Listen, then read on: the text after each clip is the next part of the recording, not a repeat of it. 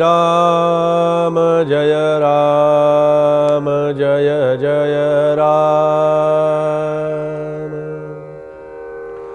श्री राम जय जय राम।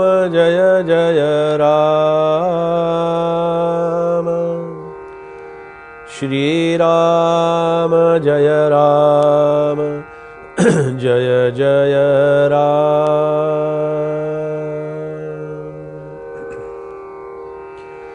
श्री राम समर्थ श्री राम।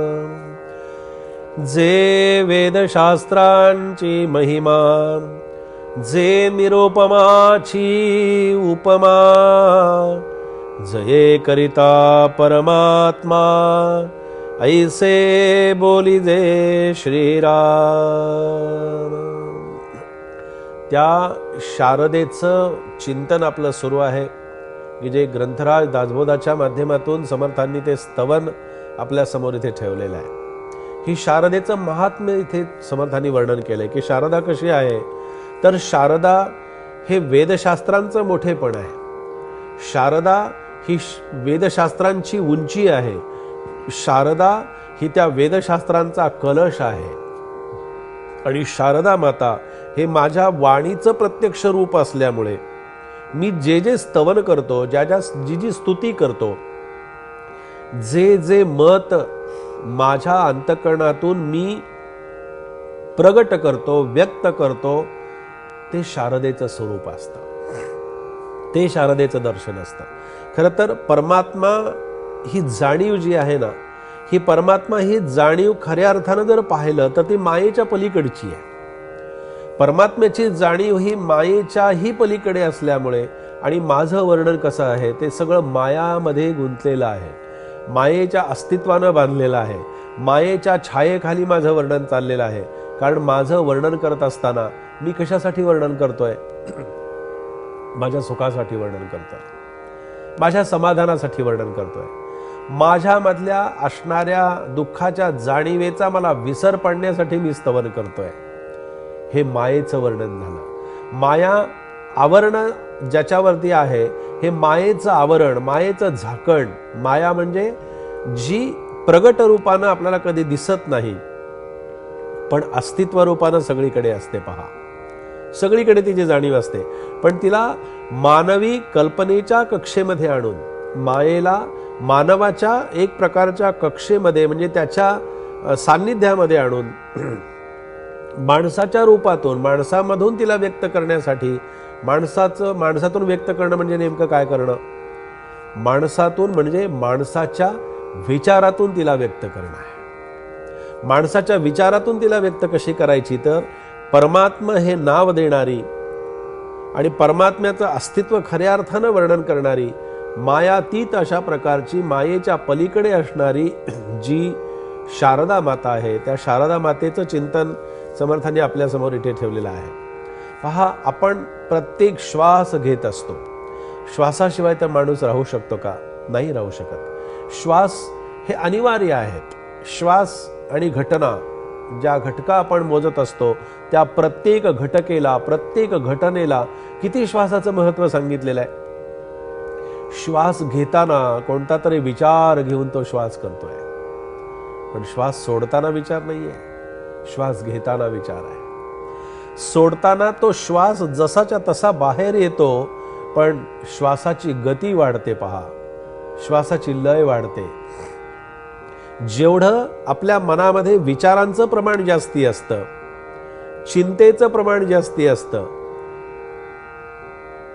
तणावपूर्ण मनाची जेव्हा अवस्था असते, मन तणावग्रस्त जेव्हा असतं, मन चिंतेमध्ये जेव्हा असतं, तेव्हा त्याच्या विचारांची गती वाढलेली असते, तेव्हा त्याचं विचारांचं चलनवलन चाललेलं असतं।